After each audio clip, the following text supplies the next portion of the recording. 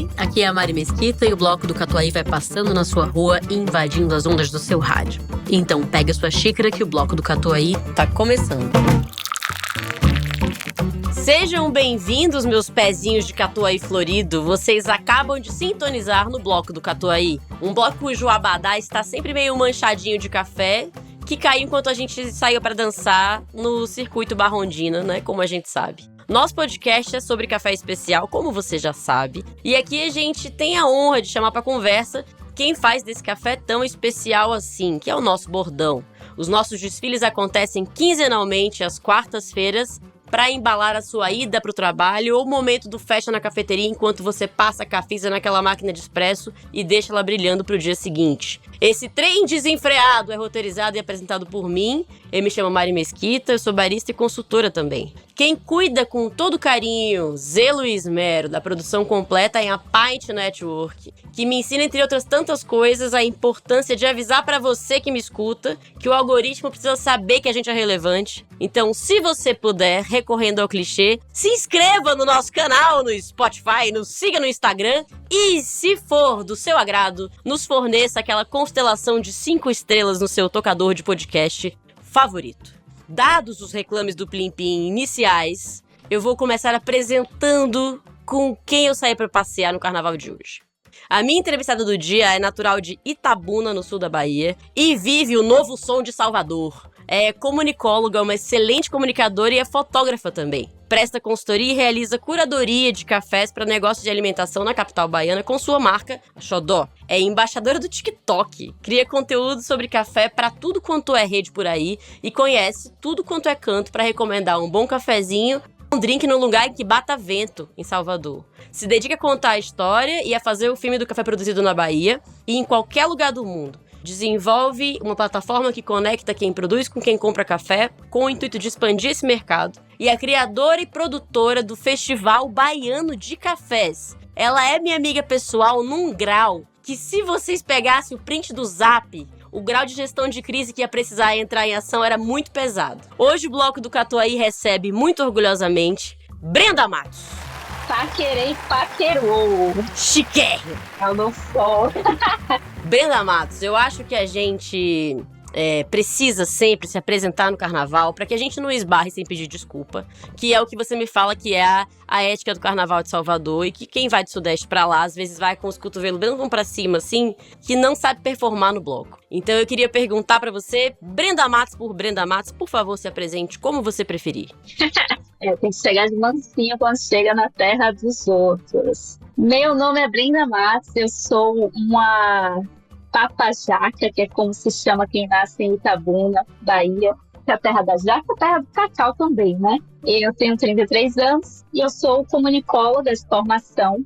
Eu sou formada em rádio e TV, com especialização em cinema. E caí nesse mundo do café aí, mais ou menos ao mesmo tempo que cheguei em Salvador, que eu estou em Salvador há quase 10 anos. Eu acho que eu falei por muito tempo 7 anos, mas eu acho que tinha alguns anos que eu falava 7 anos e agora já são quase 10. Então tem aí bem uns 8, 9 anos que eu trabalho com café e já perpassei alguns formatos diferentes de possibilidades de atuação, como todos nós, né, que chegamos chegando e fomos entendendo o nosso lugar, a sombra de um pezinho de café. E hoje eu me encontro sendo dona de uma agência de gestão de redes e de produção visual voltada para a gastronomia, que é a Alma. Nós atendemos cafeterias, restaurantes e negócios de hospitalidade aqui em Salvador. Eu tenho a Xodó Cafés Especiais, que é a minha marca de consultoria, treinamento, palestra, o meu famoso famigerado CNPJ.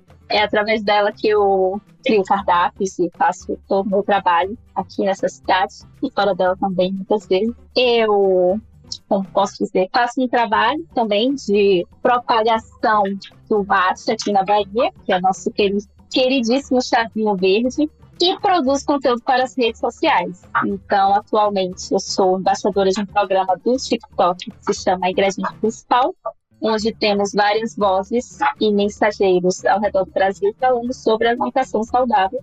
E como o café é um alimento, eu fui convidada para viver este momento e ter essas experiências também. E por último, e nunca menos importante, eu sou produtora de eventos. Então, eu produzo aqui o Festival Baiano de Cafés, que é, acredito que hoje, um dos eventos mais importantes de café de qualidade do Nordeste. Já estamos no 4º ano de atuação. Em agosto de 2026, teremos nossa 4ª edição, no mesmo bate-local, na mesma bate-data. Isso aqui é um spoiler, que ainda não anunciamos a data oficial.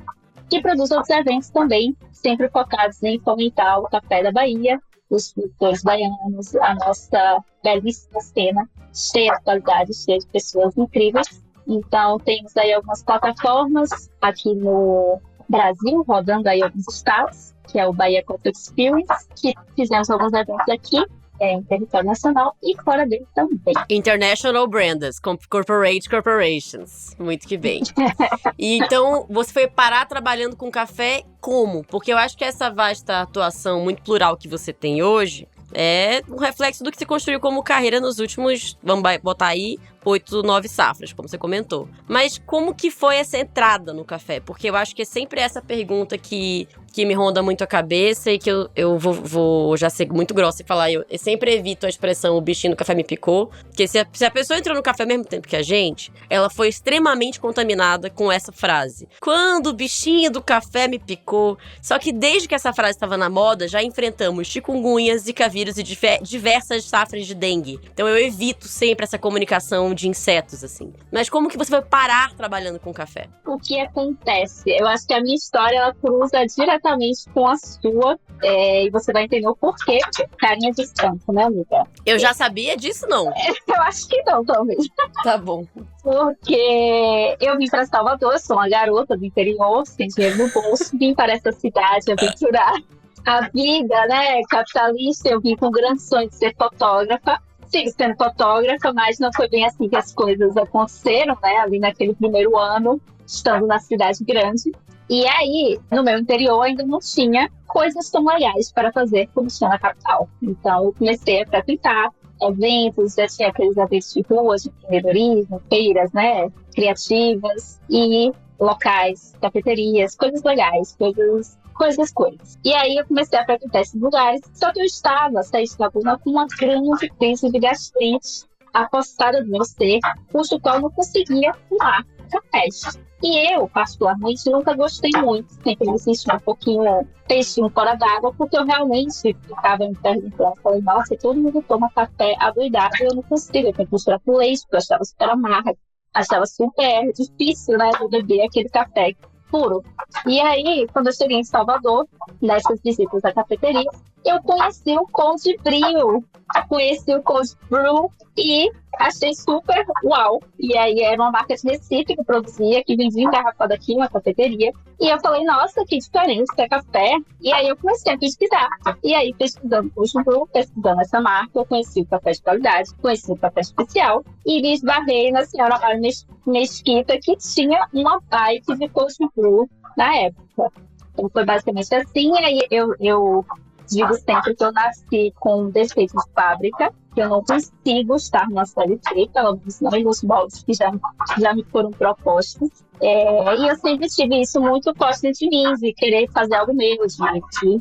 Desde que eu era apenas fotógrafa, eu sempre nunca trabalhei por tanto tempo oficialmente para os outros. Sempre era o meu rolê acontecendo. E aí eu comecei a pensar, nossa, muito legal, aí me apaixonei, achei super, muito massa, e quis fazer alguma coisa com café. Então a minha primeira marca, oficialmente, era uma marca de bebidas engarrafadas, que tínhamos o Cold Brew e tinha a kombucha. Olha. Foi assim que eu entrei no café.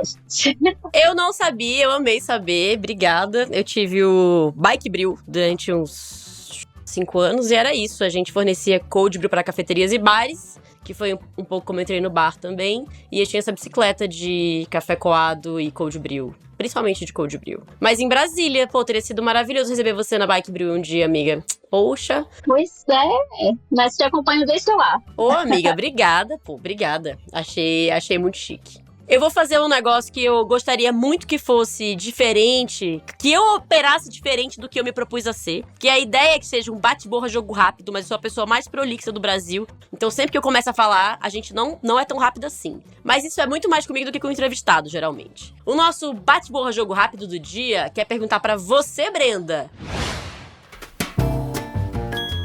Se você pudesse escolher um só café pra tomar para sempre, só um café, qual seria ele? Ai, meu Deus do céu. Gente, vamos lá. Vou ser redundante.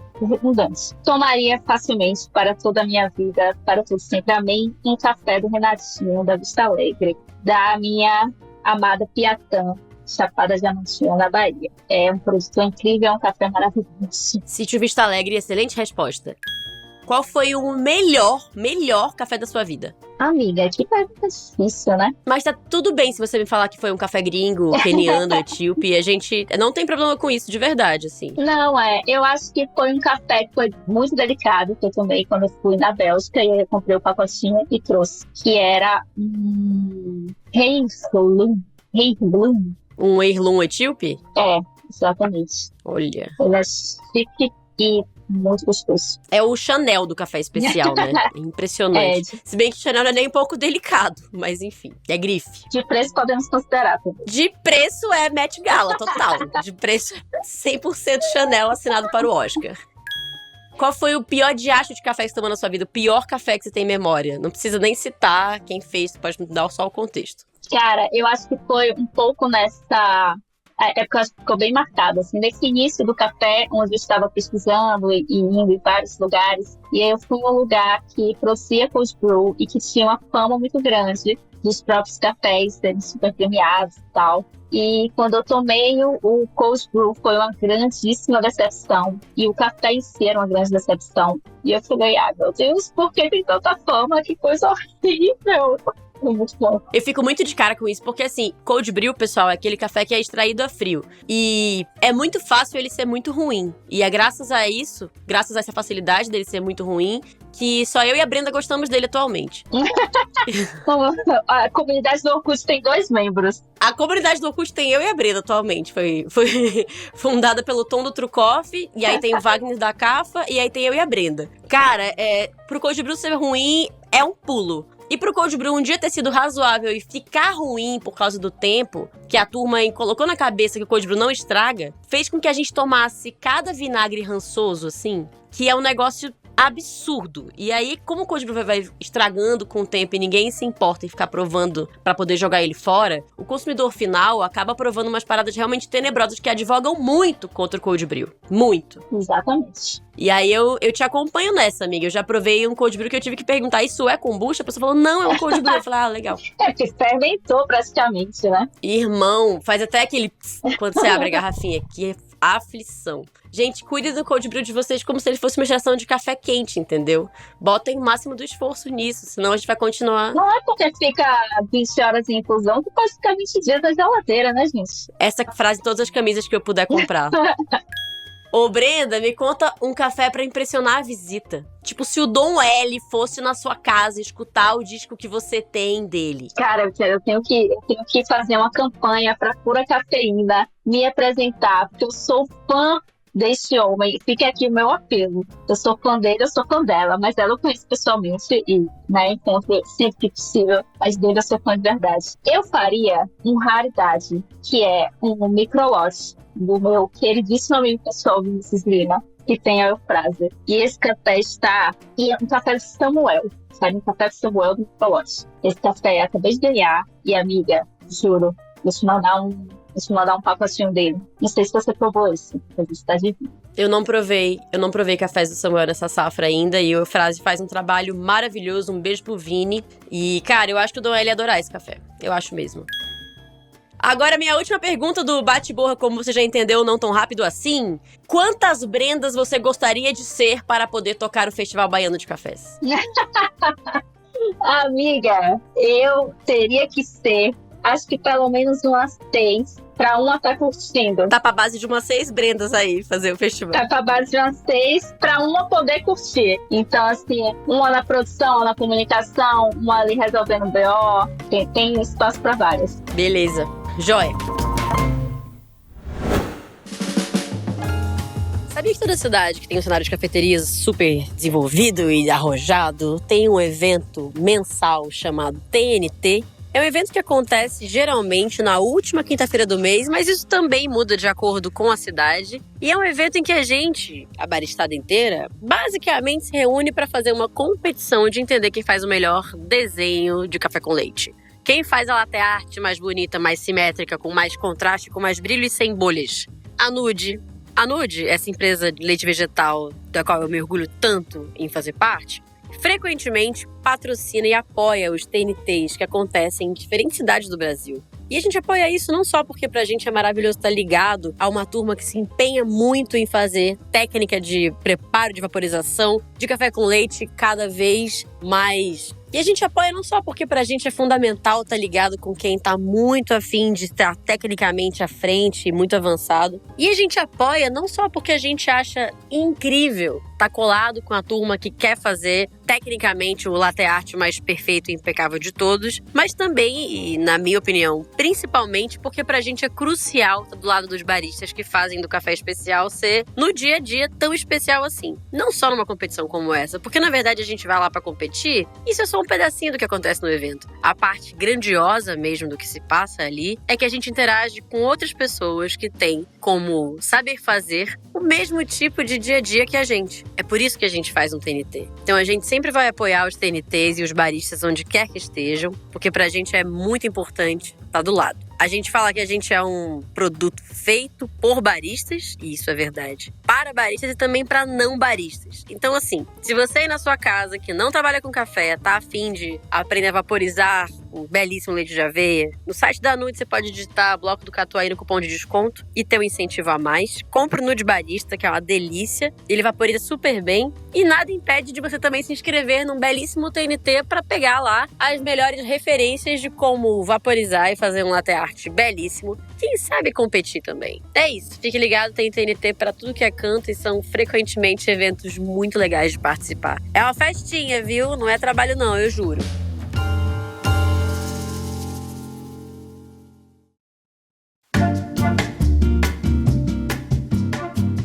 Brenda, pra você, qual momento o café baiano vive hoje? Eu acredito que o café baiano vive um momento muito promissor na sua história. Eu gosto de pensar que o nosso melhor momento é sempre o próximo. Então, acho que nós estamos numa crescente de evolução, de visibilidade, de qualidade e de projeção de tudo, assim. Temos aí, historicamente, além de reconhecimentos por qualidade de produtores e concursos e etc., torrefações ganhando, né, concursos de melhores torrefações no Brasil. Tivemos queridíssimo Michael Alcântara de Piatã como vencedor no ano retrasado, se não me engano.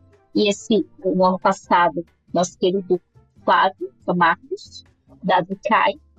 Então, acho que não só o café, como o cenário de café da Bahia vem crescendo, se desenvolvendo muito, tecnicamente, sensorialmente. Então, acho que nós estamos criando cada vez mais iniciativas, eventos. Cada ano o Festival Baiano de Cafés cresce, cada ano surgem mais eventos também voltados para o desenvolvimento e fomento de cafés da Bahia. Então, acho que tem sido uma trajetória bonita de acompanhar e para cima, né? Bora Bahia, minha porra.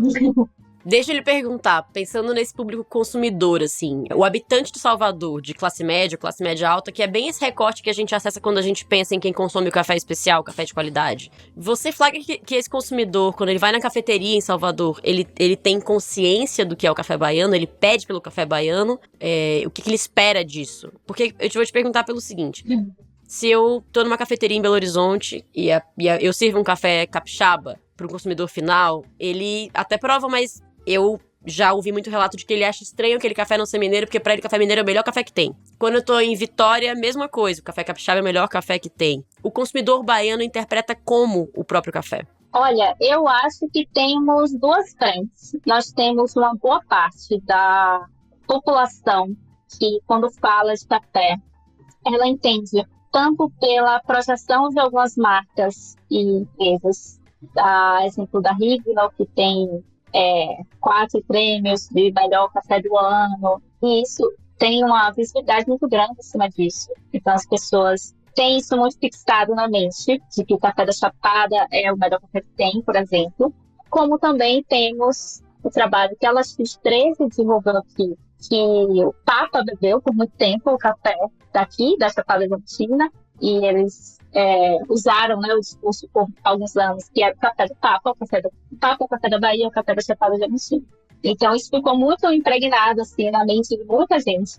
E em vários momentos, em vários locais, você apresenta o café da Bahia, as pessoas sabem que é o melhor café que tem, que é, enfim, todo esse contexto aí que eu expliquei.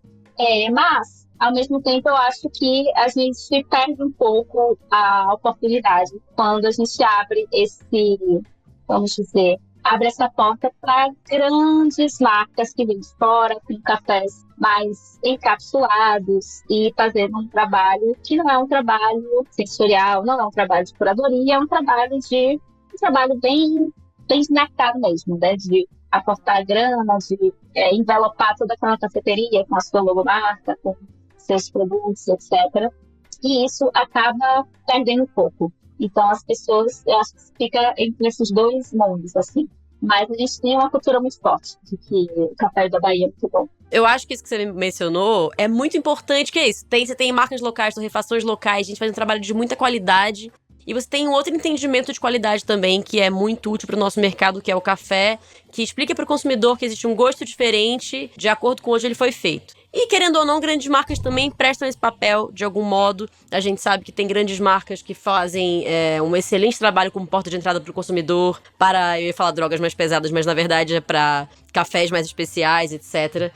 Mas existe sim um pedaço, um estreito, em que você comercializa muito o mercado, especialmente quando você pensa em restaurante, que é uma turma que precisa muito fazer vingar, né, o investimento, e que às vezes a marca grande tem a chance de botar a marca, a máquina, o avental, o enxoval inteiro, as xícaras, tudo mais, e que isso torna realmente muito mais difícil para a marca de café local competir. E quando você fala em encapsulados, eu acho muito, muito curioso, porque eu vejo que, por exemplo, a Eufrásio, que você mencionou mais cedo, faz um trabalho muito bom de fazer cápsulas de café que funcionem para consumidor final, na casa deles, para tomar um cafezinho ali, e para restaurante. Exatamente. Então a gente vai flagrando essa praticidade aí. Acho que o que a gente entendia como encapsulado, né, que até, não pode dizer um ano atrás, porque esse movimento de encapsular café de qualidade, vinho, está sendo super pioneiro, Raposeira, Sucopuleb também, pelo menos aqui, né, em território nacional, isso tem se mostrado muito diferente, porque o que muda realmente é o conteúdo que você tem na cápsula. E a gente vem acessando esses restaurantes para propor isso e esbarrando justamente na Nespresso. Nessas quinas aí de grandes marcas, porque chega a ser meio incoerente, né? Porque você conta toda uma história, toda uma trajetória do coentro que veio de Dona Joana, que mora na comunidade, tá? E aí você pega pescado das marisqueiras, que são da X lugar, e etc, etc. Todo mundo tem nome, sobrenome e CEP definido, e o café é simplesmente uma grande chancela, que é o que faz a experiência, né? Então, não faz muito sentido você ter a melhor gastronomia da cidade ou do país e você servir um café de qualidade ruim. Total. Uma das poucas experiências em fine dining que eu tive, né, em menus de degustação e restaurantes muito sofisticados e tal, foi em Salvador. Pois é. E, cara, eu fiquei muito de cara com isso, porque é exatamente o que você tá me falando. Eu conseguia entender porque a pessoa que tava atendendo a minha mesa conseguia fazer uma tradução muito boa de onde vinha cada ingrediente e o motivo de cada ingrediente estar no prato. E do nada, no final da experiência, me veio uma cápsula de café. Nada especial. Nada a ver com a Bahia, assim, o nome do menu era Recôncavo, eu acho. Era tipo um nome bem característico, assim. E me veio uma sobremesa com parmesão. De todos os queijos que a Bahia tem, me veio uma sobremesa com um parmigiano reggiano italiano, que eu achei bem esquisito. Isso tá fechando a experiência. Mas preciso voltar lá um dia pra entender se é isso mesmo e tal, etc. Esse aqui é um reclame pra você que tá em São Paulo. Na grande São Paulo, na magnânima São Paulo. Nessa São Paulo em que você encontra um expresso em realmente cada esquina. E isso é uma coisa impressionante pra uma marianinha de 1,5 m, que é quem vos fala. Mas encontrar um expresso bom pode ser um desafio. E nisso tudo que Brenda vem falando pra nós nesse episódio todo, e que são conversas que eu considero muito importantes, você nota que a maneira como o consumidor interpreta esse expresso bom muda conforme o tempo vai passando. A dica que eu tenho pra te dar é que você garanta que o expresso bom, você aí de São Paulo, seja o da sua casa. Garanta que você tenha o melhor equipamento possível para ter a melhor extração do café excepcional que eu espero que você já compre. Se precisar, eu tenho umas dicas. Mas de equipamento mesmo para sua casa, sem que você precise despender um milharal de dinheiro, é que você alugue equipamentos da AP. Beleza? AP é uma assinatura de equipamentos de expresso. Vai chegar na porta da sua casa. Mentira, que vai ser instalado dentro da sua casa. Uma máquina da Rocket de alta performance. Um moinho da Malcone, que é um moinho maravilhoso. Pergunte pro barista que você mais gosta, ele vai te falar. E vai chegar assistência técnica quando você precisar, com treinamento, cômodo você precisar, com o mesmo tipo de cuidado que esses equipamentos são tratados em cafeteria, na sua casa, entendeu? Para que o melhor expresso possível que você anda tomando seja esse que você quer tomar quando você acorda e tá de pijama na sua sala. Digita aí apcoffee.com.br e é bom demais. Se tiver qualquer dúvida, manda uma mensagem no Instagram delas, que elas são gente boa demais.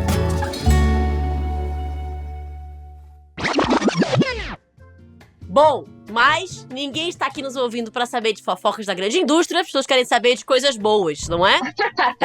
Eu vou então, neste próximo bloco, perguntar para você que agora está se aventurando como uma grande diva CVC, uma diva da excursão. Vi que a senhora agregou mais um braço aí ao seu selo Xodó e que agora vamos ter Xodó na estrada. Eu gostaria que você contasse mais aí para o nosso ouvinte sobre essa experiência e vou fazer um disclaimer, um reclame aqui, um parênteses para o nosso queridíssimo ouvinte do rádio, que estamos batendo esse papo nas vésperas do acontecimento dessa viagem e você, ouvinte, que está nos ouvindo nessa linda quarta-feira, já está contando com essa viagem feita. Porque a gente tá gravando antes da Brenda viajar e você vai ouvir depois que a viagem tiver sido feita. Então, o bom é que você vai escutar todas as expectativas e programar para você poder ir na próxima.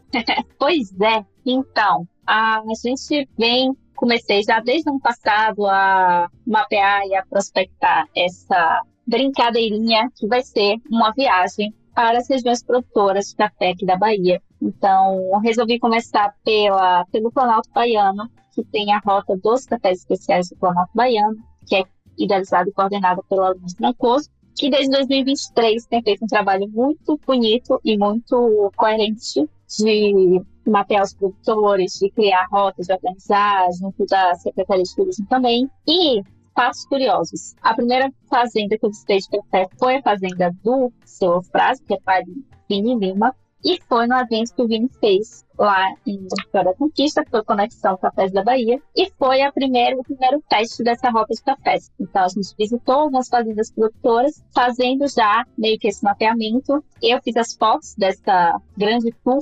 cafezística, e as fotos foram usadas era apenas um projeto de conclusão de curso da Aline, né? Apenas não, mas começou como um projeto de conclusão de curso, e hoje ela é uma rota chancelada, autorizada pelo Setur. Já fizemos o lançamento e a nossa viagem vai ser a primeira viagem para inaugurar a rota. Olha só, coisa linda.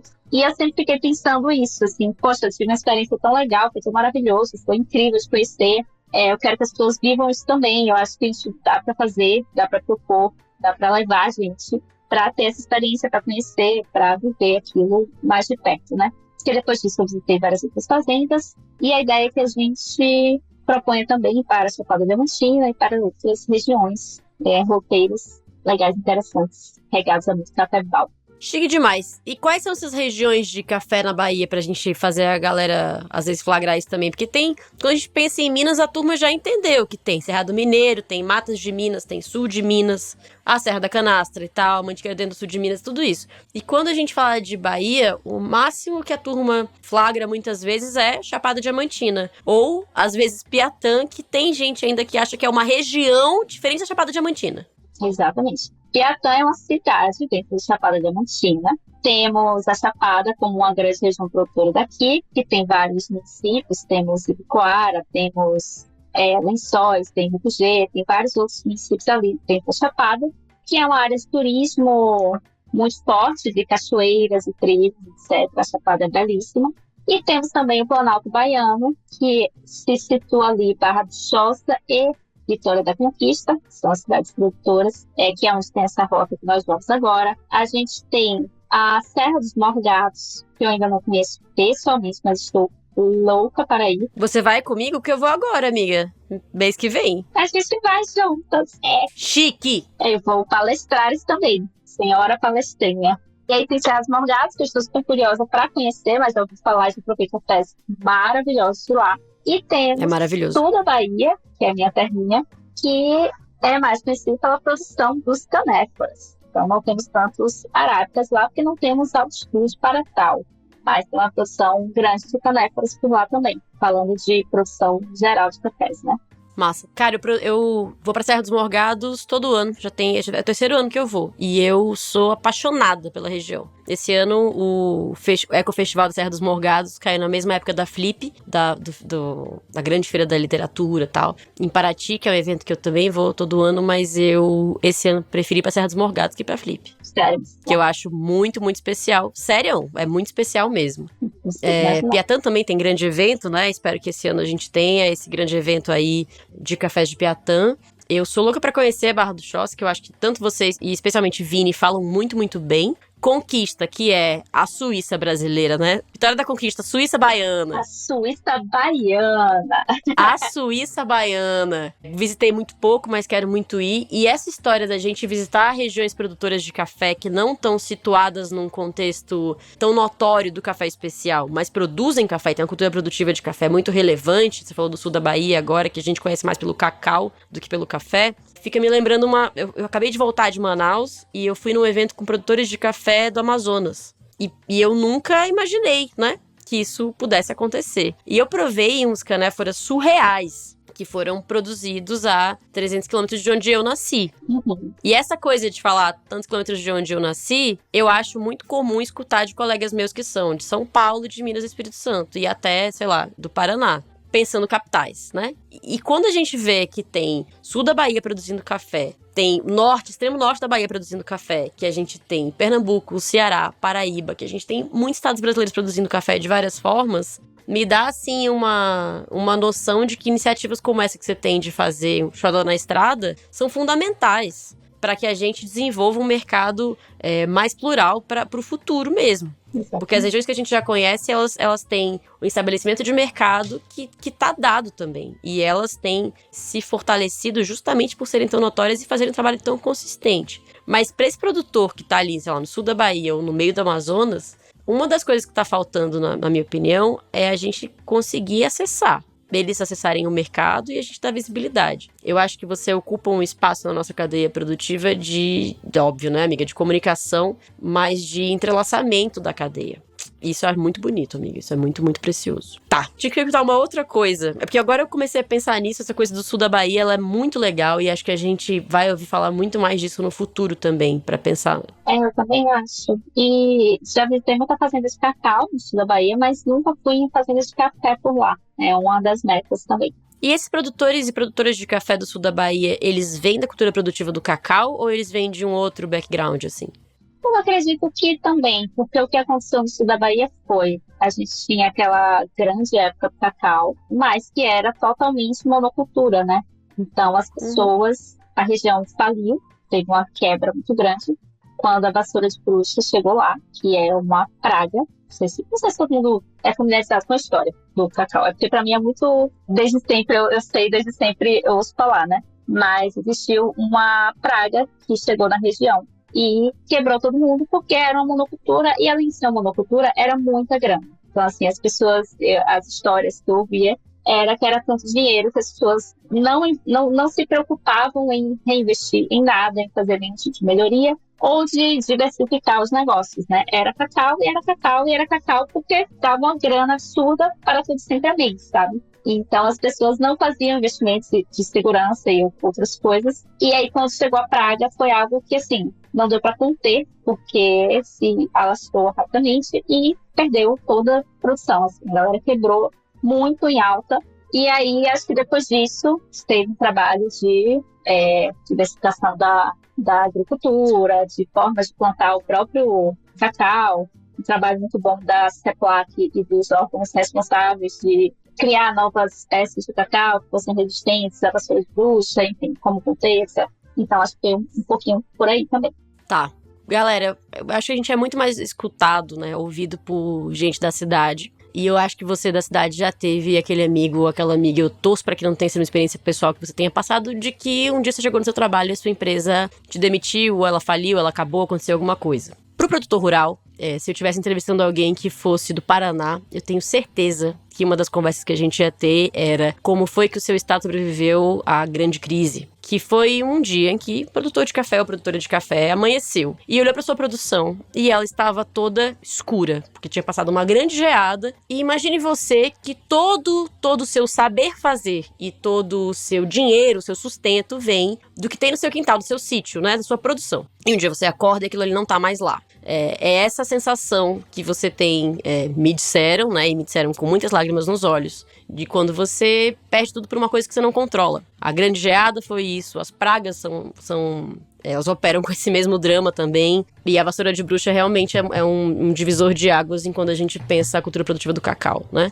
Pará e Bahia são nossos grandes produtores de cacau, mas é impressionante o quanto esse tipo de crise muda completamente regiões, assim, regiões inteiras e vidas de pessoas. E essas coisas que você me falou agora, que são avanços científicos e tecnológicos de acompanhamento para melhoria de cultura produtiva, são fundamentais para a gente passar menos por isso. Porque, querendo ou não, né, nobre amiga, o prognóstico com o famigerado colapso do clima é que a gente passe mais por isso, né? Exatamente.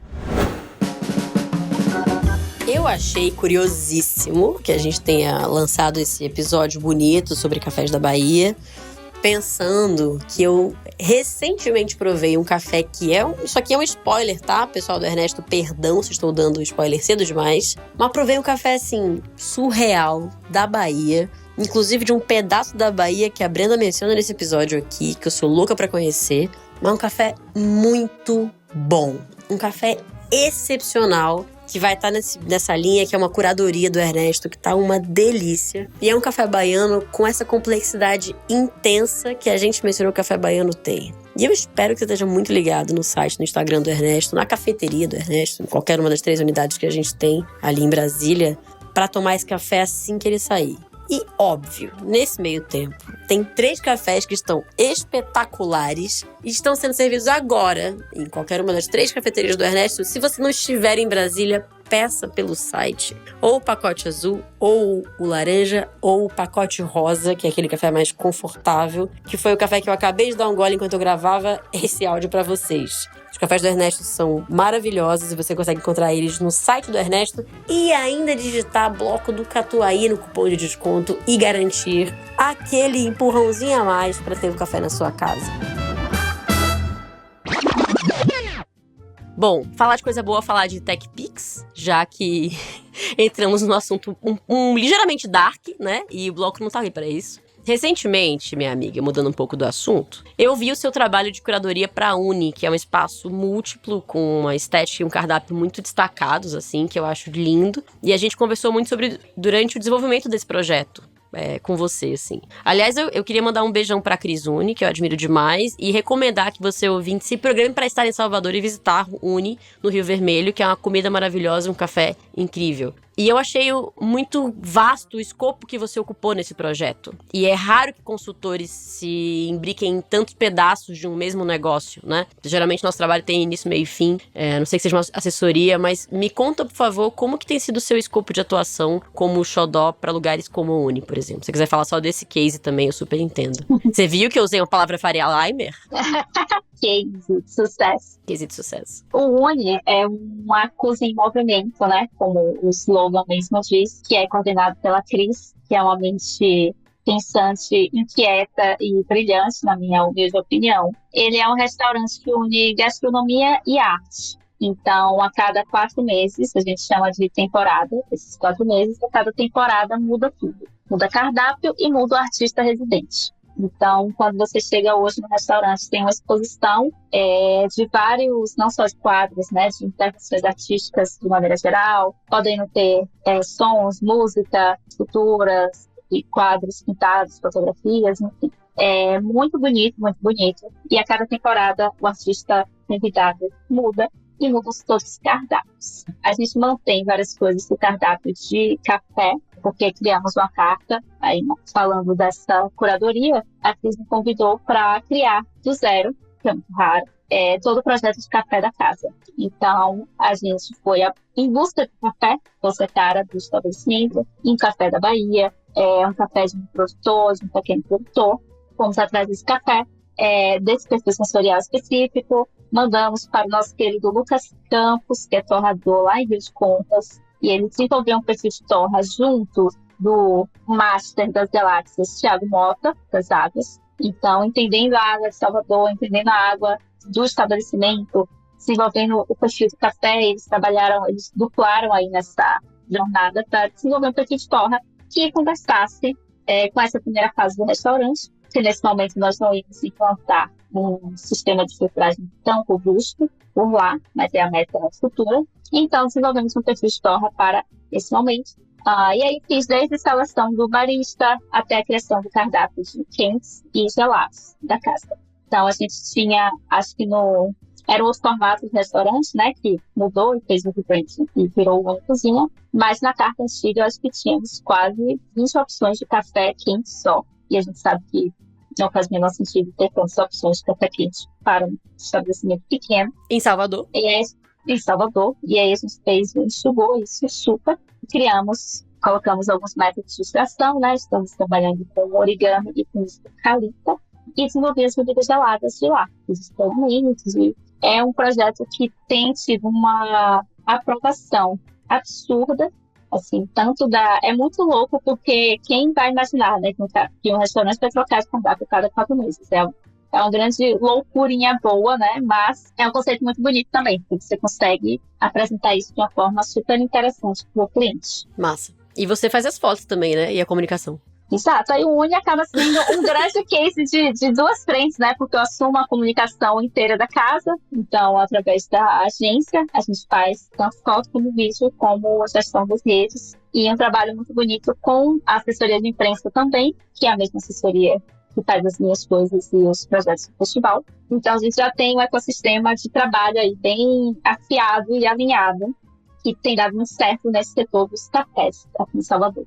Total. Eu adorei, e eu tava te perguntando justamente porque eu acho que existe uma reincidência de personagens e de narrativas num projeto como a Uni, em Salvador, e na sua trajetória. Porque eu acho que às vezes a turma manda isso todo mundo que tá nesse mercado passa. É uma panelinha. Cara, não é isso. É um ecossistema mesmo. Porque a gente trabalha com uma turma que a gente admira. Então, é muito fácil reincidir. Porque a gente gosta do trabalho, do jeito de trabalhar das pessoas. E isso faz com que a gente queira trabalhar junto mais vezes. Exato. É muito pouco porque é uma panelinha e a gente não vai abrir. Uhum. E é muito mais porque é gostoso trabalhar com quem você admira. Exato. Eu recebi uma ligação muito boa um dia desse, que era um colega me convidando para um projeto. Ele falou assim, esse é um projeto de muitas frentes e de muitos talentos. Tava me convidando para participar e me pedindo a indicação de mais 3 colegas que faziam coisas complementares à coisa que eu faço, pra gente desenvolver isso junto. Eu acho o trabalho da Cris, que você falou que é quem coordena a Uni, assim, muito generoso com o espaço que ela fornece pros talentos dos outros também. Ela coordena as coisas de um jeito que eu acho muito gentil. Também acho. E eu vou te fazer uma pergunta que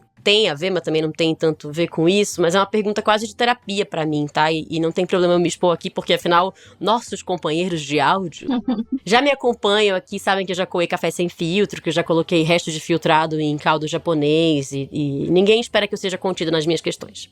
Eu tenho a impressão de que a gente que faz um pouquinho de várias coisas diferentes nesse mercado, que a gente vai adquirindo umas habilidades, a gente percebe as próprias lacunas, sejam técnicas ou de logística, e vai se adaptando, a gente lapida as coisas, formata serviços diferentes, que depois são rearranjados em outras coisas de novo. Você percebe que a gente faz uma coisa, daqui a 2 anos a gente faz essa coisa mais uma, e a gente volta a fazer só que de outro jeito. Não sei explicar se é só a precarização do grande capital, mas que a gente rearranja e aprimora os serviços.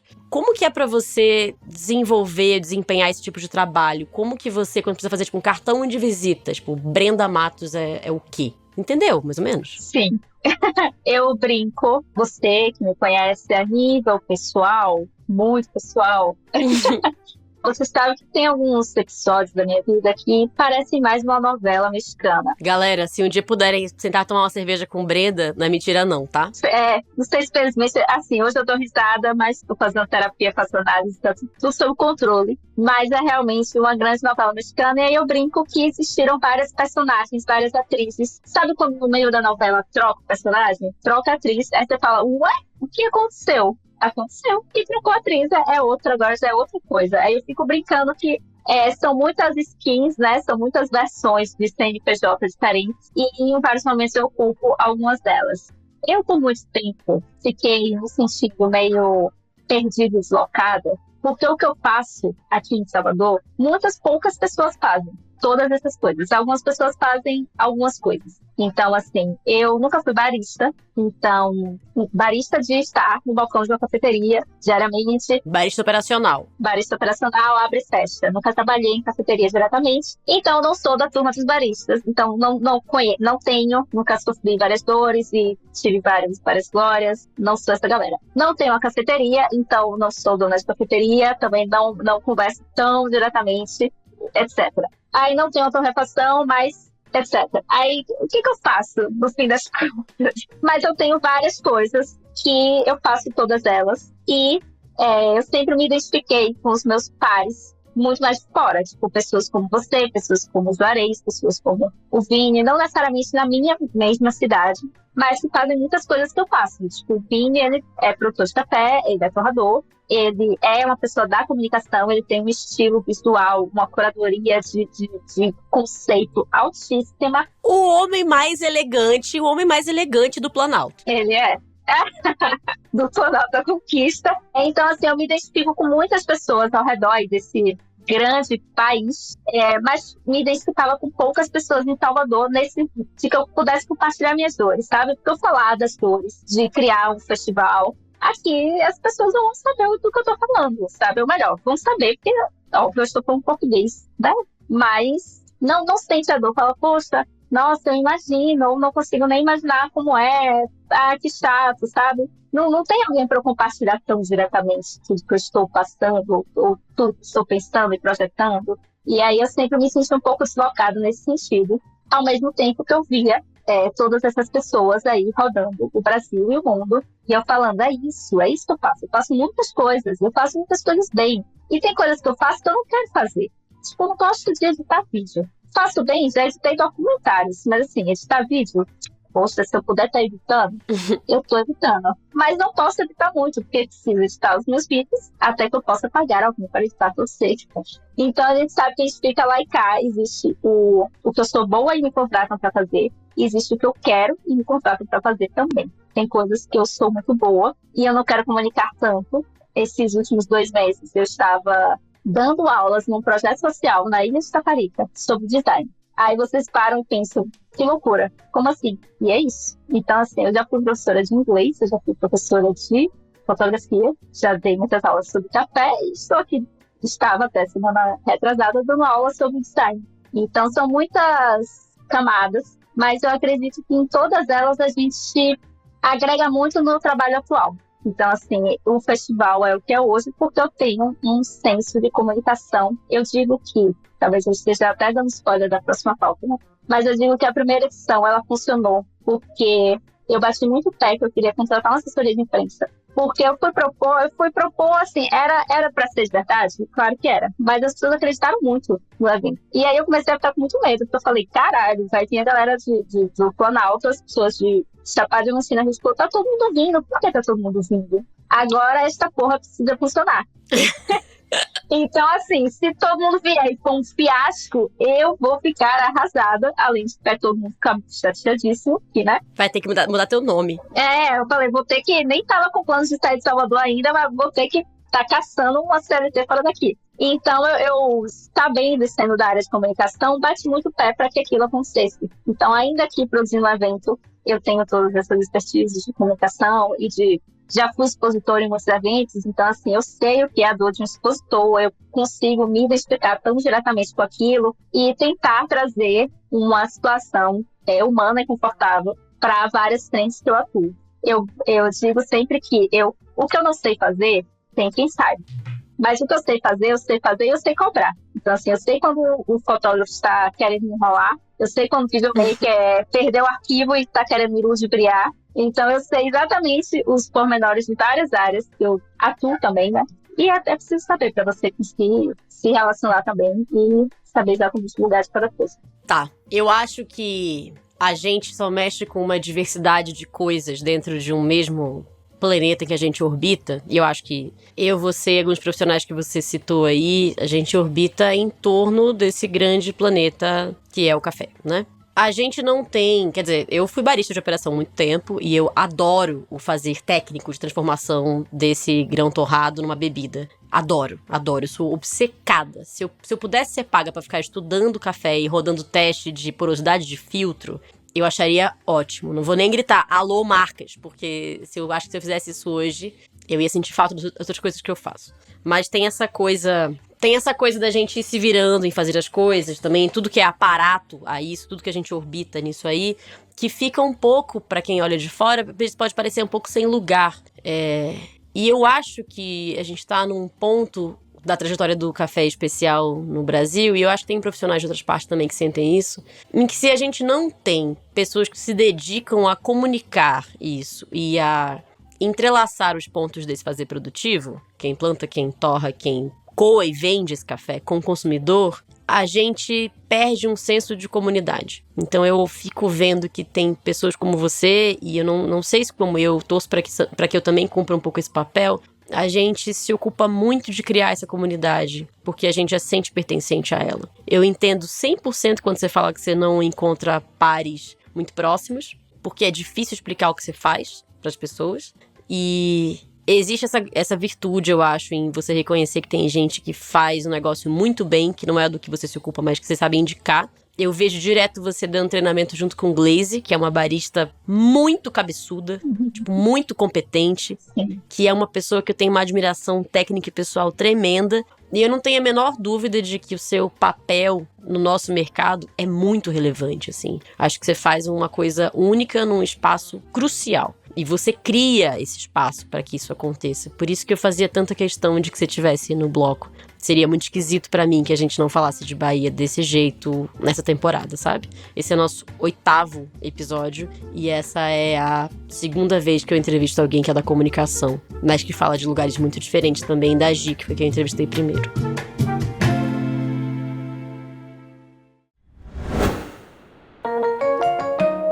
Hoje, meu papo sobre Cabra Lab, pra mim não tem a ver com trabalho. Eu tô falando aqui do Feliz no Simples. Um pouco antes de gravar esse áudio, eu assisti um vídeo no Instagram deles de um café na praia. E aí, eu que tô passando um frio nessa época do ano, pensei, o quê? Era uma dose de Cabra Lab, uma dose bem parecida de água de coco num copo com gelo e um chablau de limão.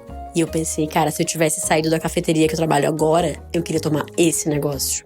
E aí, acreditem, a vontade foi tanta, a sede foi tamanha, que eu desci, fui no mercado, comprei água de coco, tudo bem que eu comprei a de garrafinha, mas se você puder, compre coco fresco. E fiz isso, coloquei Cabra Lab num copo com gelo, coloquei uma dica de suco de limão e botei água de coco. E assim, se eu estivesse saindo do meu trabalho na cafeteria, depois de encerrar a máquina, sabe? Fechar o caixa e chegado no aconchego do meu lar, eu faria essa mesma coisa. Então aqui vai esse incentivo, que é você entrar no site do Cabra Lab e digitar Bloco do Catuai num cupom de desconto, pra ter esse incentivo aí, entendeu? Pra fazer o seu pós-trabalho, baristada, ser gracioso. Então é isso. Como de costume, graças cabras, pelos momentos de trabalho e pelos de não trabalho também.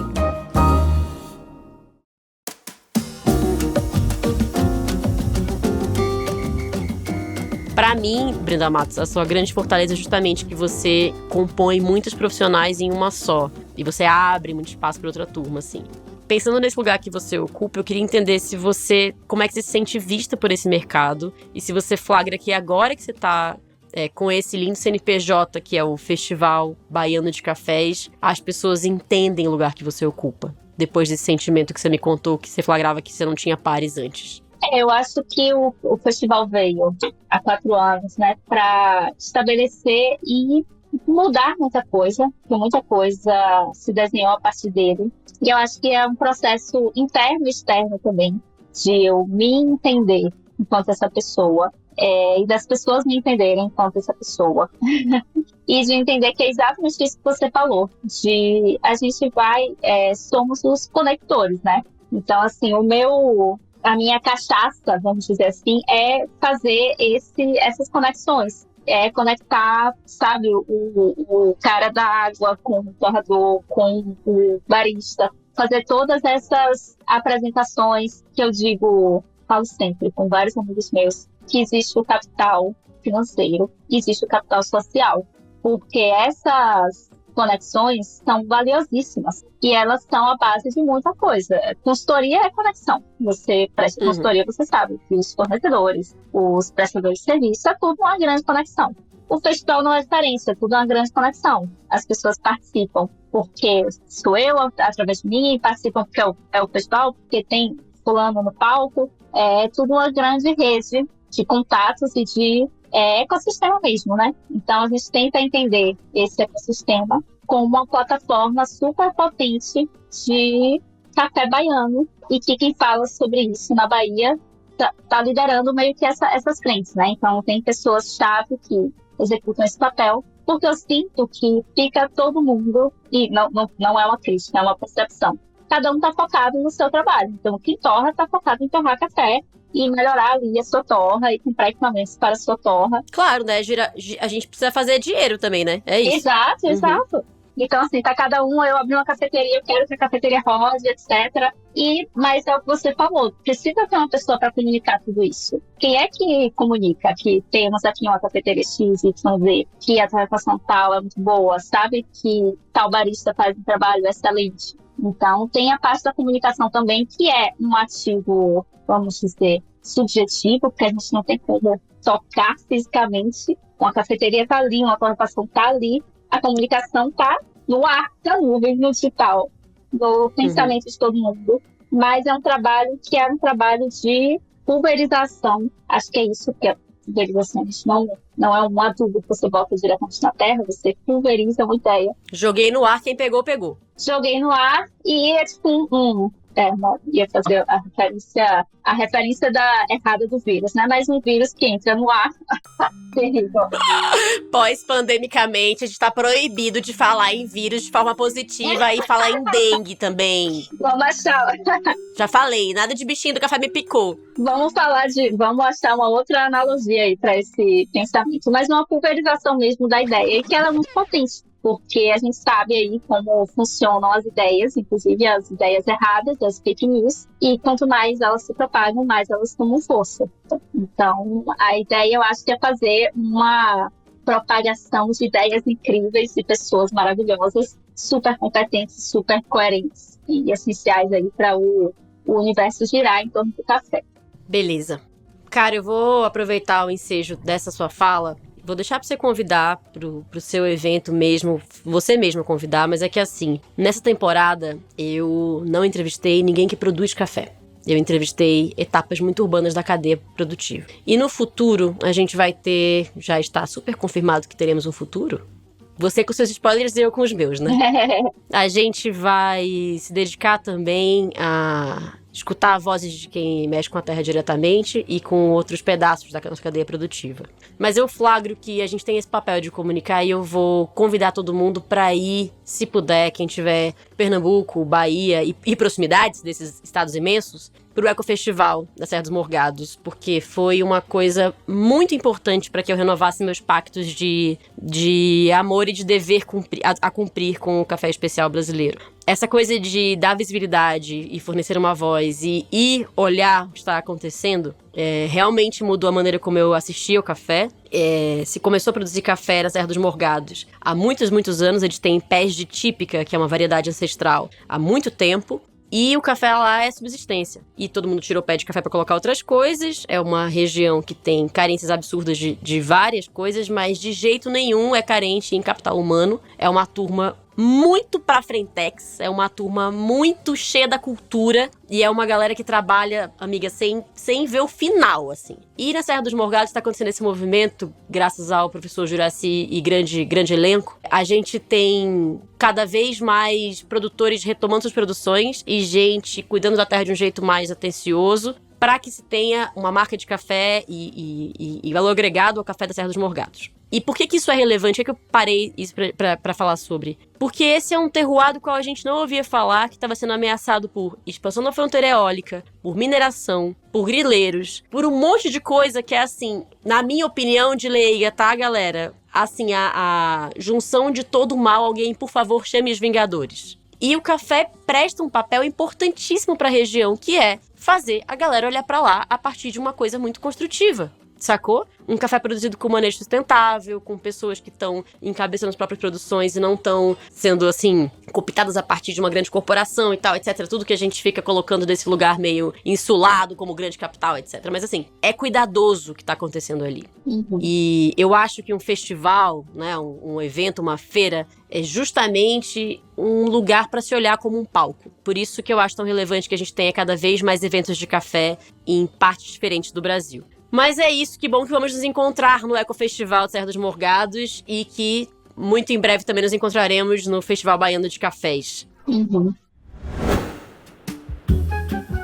Fala, meus pezinhos de Catuaí. Vou fazer um pequeno reclame publicitário, porque eu acho que tá no meu papel como, apresentadora desse podcast que é patrocinado pela Caleido, avisar você, meu nobre ouvinte, que agora a Caleido é distribuidora oficial e importadora de produtos dessa empresa chamada Difluid. Se você é membro da cadeia produtiva do Café Especial e ainda não conhece o que essa empresa produz, cá estou eu para te contar. E eu vou começar aos pouquinhos, então neste nosso episódio eu vou falar de um produto que chama Coffee Meter.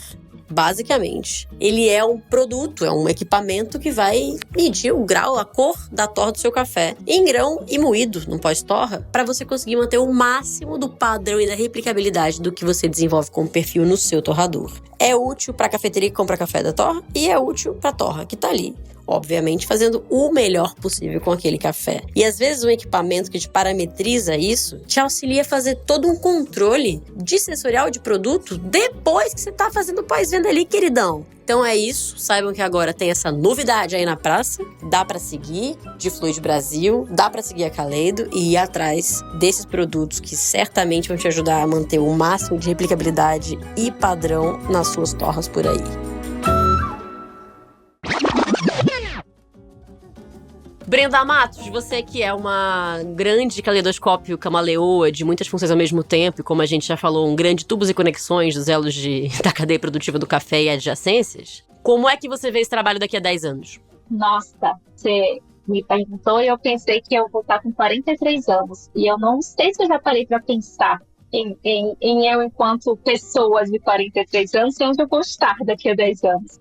Não bati no beijo por conta da idade, mas assim, onde será que eu estarei daqui a 10 anos? Eu espero que rodando o mundo falando de café, espero que o café do Bahia esteja voando, assim, de qualidade, de potência que temos e que somos. O café do Brasil, de maneira geral, acho que essa é a grande pauta, né? Quando eu saio da Bahia, eu falo de cafés da Bahia, mas quando eu saio do Brasil, eu falo também de cafés brasileiros que somos, que eu sou bem bairrista, tá, galera? Eu assisti um vídeo essa semana do Matheus Buentes, que é um professor de história e comediante daqui de Salvador, e ele dizendo que o baiano, ele tem essa arrogância de ser autossuficiente em tudo, que a nossa música é a melhor que tem, que nós temos o melhor carnaval e que nós temos, não à toa, o melhor café, então vamos sustentar essa bandeira, porque eu acredito que sim, temos coisas excepcionais acontecendo aqui. Não vou dizer o melhor, porque não compactuo com essa competição, com essa vibe de competição louca que paira na cabeça das pessoas. Não é sobre ser o melhor, é sobre cada um fazer o seu trabalho de uma forma humana, decente, respeitosa e magnífica, que a gente já vem fazendo em tantos outros lugares no Brasil fazem, tantos outros produtores, regiões, cafeterias, plantações. Acho que existem as premiações e as suas grandes importâncias de, né, premiar baristas, premiar locais, premiar produtores, etc. Mas não é sobre ser o melhor. Tira aqui essa legenda do ChatGPT, não é sobre ser o melhor, é sobre ser bom o suficiente.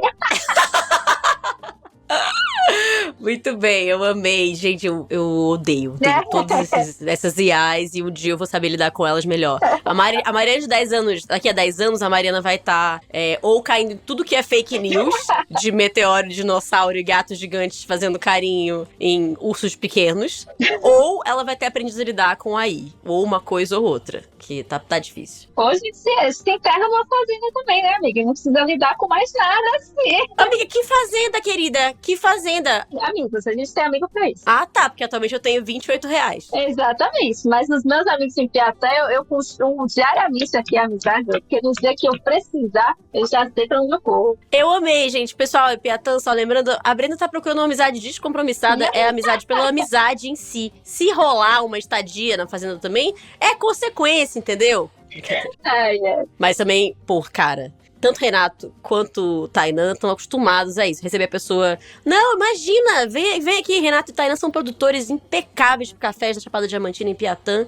E é isso, você consegue ir lá tomar um cafezinho e sair de lá uma semana depois, porque eles são tão hospitaleiros que você acaba nas casas de ambos. Não, e eles não deixam. Eu não posso ir na casa de Renatinho no último dia que eu estou em Piatã, porque ele não quer me deixar sair. Como assim você vai hoje, amiga? Que isso, amiga? Fique aí. Não, mas fulano vai daqui a 3 dias. Você pega carona com ele. Aí você fala, poxa... o que custa, né? Ficar mais uns 3 dias.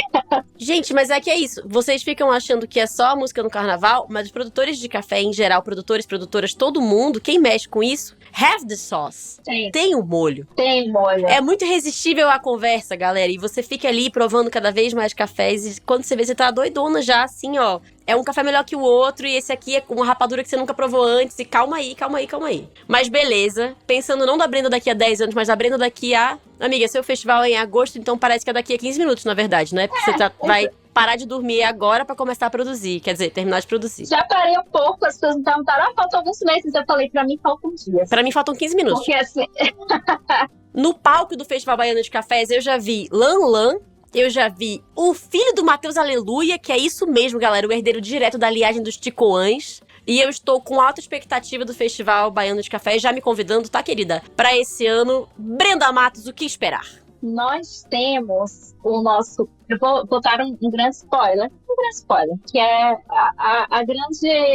o grande tema aí desses 3 anos. No ano passado, nós falamos sobre o futuro do café. Então, nós estamos em um processo de construir uma tríade de temas e conteúdos voltados para o tempo. Eu acho que o tempo do café é disso que a gente quer falar. Assim. Chegamos a essa grande conclusão, que é o tempo das coisas, do café, das pessoas, dos processos, de tudo. No ano passado, a gente falou sobre o futuro. Esse ano, a gente vai pautar o presente.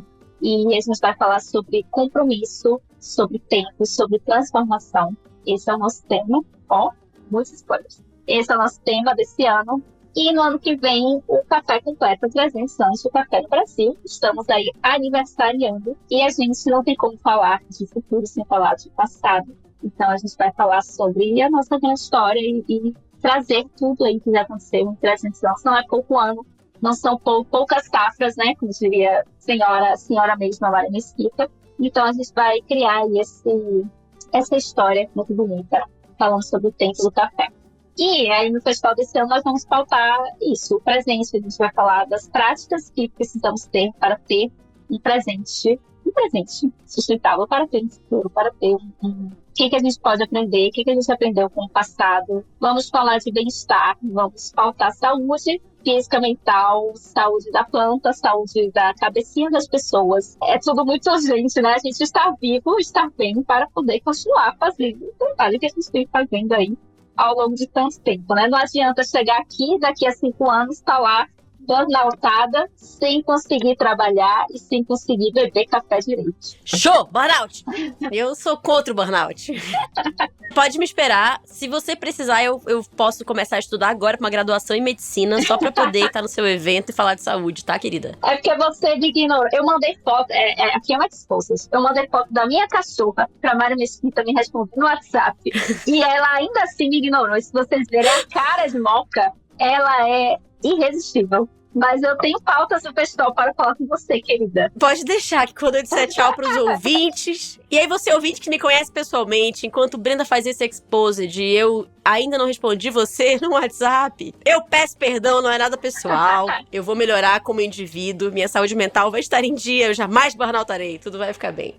Brenda Matos, agora, depois de que você mandou seu spoiler, mandou um exposed dessa amizade, me mandou fotos da sua cachorra, Moca. Tia tá com saudade. Eu queria perguntar pra você como é que a gente vai combater a frase que a gente escuta quando entra na casa das pessoas. Eu tenho até vergonha de fazer um café pra você, porque você é especialista. E na verdade a gente só quer beber café. Eu queria que você contasse para os ouvintes como é que você prepara o café no seu dia a dia. E é na vida real mesmo, não vale instagramável. Como que é seu café no dia a dia, quando tá pautorando e toda a rotina Brenda Matos acontecendo. Socorro, Deus. Eu confesso que eu tenho pacotinho moído de emergência em casa, porque às vezes eu tenho muita preguiça. Fim de semana, às vezes eu fico sem tomar café, porque eu tenho preguiça de moer o grão. Mas às vezes eu tenho um pacotinho já moído em casa, que aí já facilita a metade do meu caminho. Mas normalmente eu faço exatamente a mesma receita todo santo dia, que é 20 gramas de café para 300 gramas de água. E o que saiu, a mesma moagem, eu não mudo em nenhuma circunstância. Quando eu sinto que o café é muito do especial, ou pegamos ali aquele fermentado que vamos beber de tempos em tempos, não vai ser todos os dias, aí às vezes eu dou uma ajustadinha. Entendi. Hoje, porque eu ia receber aqui no conforto do aconchego do nosso estúdio, eu preparei um café diferente, com uma receita diferente, que é uma coisa que eu faço a cada solstício. Geralmente eu sou a pessoa que faz 25 gramas pra 375 ml de água. Também que nem você, todo dia uma mesma parada. Mas dessa vez, eu moí o café no meu moinho manual, que é melhor do que meu moinho elétrico. E eu preparei, tá, pra senhora, sem o nosso bairrismo acontecer aqui, um geisha colombiano surreal de bom pra lhe receber. Arrasou. Só que só eu tomei, galera, porque a gente grava isso aqui à distância. Eu fiz um fermentadinho daqui de Barra do Choça, que eu acabei de ganhar. O que não deve nada, hein? Bom demais. Ô, Brenda Matos, qual foi o maior sacrilégio que você já cometeu com café, minha querida? Meu Deus. Eu derrubo muito café, amiga. Eu sou desastrada, sabe, né? Já vi. Eu derrubo cafés à torta e à direita. Sacrilégio, eu acho que eu já tomei uns cores de breu passado. Com certeza, já devo ter tomado. Mas já serviu um codebrew passado? De preferência não, né? Porque eu tô nesse...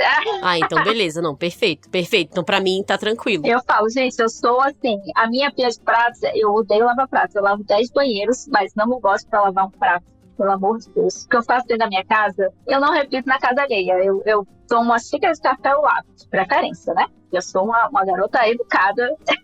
Não tô aqui pra passar vergonha. Mas eu tenho péssimos hábitos dentro de casa. Esse é o seu sacrilégio? Não, beleza, amiga, tranquilo. Eu tô tranquila com isso. Não, eu tô tentando pensar um grande sacrilégio. Não, eu acho que só de você ter falado do cold brew passadão já resolveu pra mim. E eu imagino que você tenha derrubado cafés super exóticos de Chapada Diamantina. Se você derrubou um café caro, precioso, Cup of Excellence, já conta como sacrilégio pra mim. Tá? E eu quebro muito, eu uso com muito cuidado os meus métodos quebráveis, né? Tipo, calitas de vidro, que eu esparro, quando eu tô com sono de manhã cedo, eu esparro nas coisas. E aí tem que ter cuidado pra não quebrar. Mas já quebrei becker, e becker é feito pra durar, né? Quebrei muito becker e muitas coisas de vidro já. Beleza. A minha última pergunta, que eu não faço sempre, mas eu queria muito fazer, é: Brenda Matos, pra você, pra que não tem mais espaço? Qual é a coisa que a gente precisa extirpar logo? Qual é a praga do café, do nosso mercado, do nossa comunidade? A gente não tem mais espaço pra aguentar. Eu venho dizer que é uma coisa que me vem me incomodando muito, que é essa... Acho que é um pouco dessa rinha entre a comunidade do café. É como se fosse...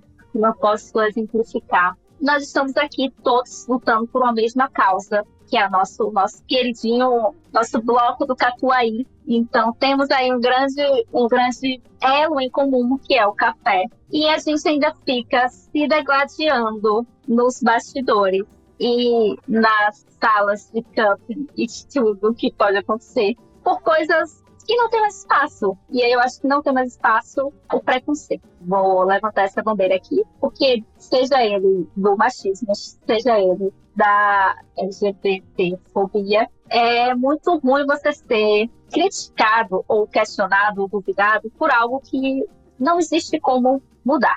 E eu não quero que mude, mas assim, se você virar pra mim e me criticar tecnicamente, olha, Brenda, tecnicamente isso, etc., que você faz, não concordo, ou acho que está errado, ok, é uma técnica. Mas você me criticar porque eu sou mulher, e você me criticar porque você acha que eu não sou digna de estar ali por ocupar aquele espaço, por qualquer um desses fatores extracurriculares, né, vamos dizer assim, eu acho que não tem mais espaço para isso. E não tem mais espaço para a gente ser vítima também da situação. Porque nós somos muitas vítimas. Tem as pessoas que são vítimas de várias situações. Desastres naturais, a gente falou algumas coisas aqui. Mas existe muito o nosso papel da gente se posicionar enquanto os profissionais que somos e as pessoas que, né, construímos uma carreira, uma trajetória até aqui. Eu não consigo me vitimizar pelas situações. Não que eu não tenha sido vítima, já fui vítima de muitas coisas, injustiças e incoerências, mas acho que não tem tempo pra gente ficar tendo essas atitudes. Acho que não agrega nada. Amei, vou começar a fazer essa pergunta em tudo que é edição, que achei muito importante essa resposta aí. E é isso, galera. Safra nova, vamos melhorar? Vamos estar melhorando. Vamos estar melhorando e vamos estar apoiando os nossos também. Acho que isso é bem, bem, bem importante. Sim. Queridos ouvintes do Bloco do Catuaí, eu sei que vocês me acompanham até aqui estavam precisando também escutar essa voz aqui de Brenda Matos, que vem pra gente com uma bagagem que eu admiro demais, com muita experiência. Obrigada por terem nos acompanhado nesse papo de café aqui, que quando eu venho com amigos mais próximos, eu sei que eu rio de um jeito diferente e eu fico preocupadíssima de deixar de passar um conteúdo, porque afinal vocês veem que eu tô me divertindo e quase matando a saudade via Skype, que era como a gente fazia nas décadas de 2000, mas eu não tenho a menor dúvida de que, eu aprendi demais nessa última hora. E agradeço demais, Brenda, por ter topado estar desfilando no Bloco do Catuaí conosco. Obrigada, Brenda. Obrigada a você. Estou muito feliz e ansiosa para ouvir nossa grande gravação. Chiquérrimo, então, para você que nos ouve, não esqueça de nos seguir no famigerado Instagram, no Spotify, no seu agregador de podcast favorito, nos fornecer aquelas famigeradas 5 estrelas. Nós nos vemos aqui no nosso bate-canal Bloco do Catuaí daqui a 2 quartas-feiras para o próximo episódio desse trem desenfreado. Um beijo e até a próxima.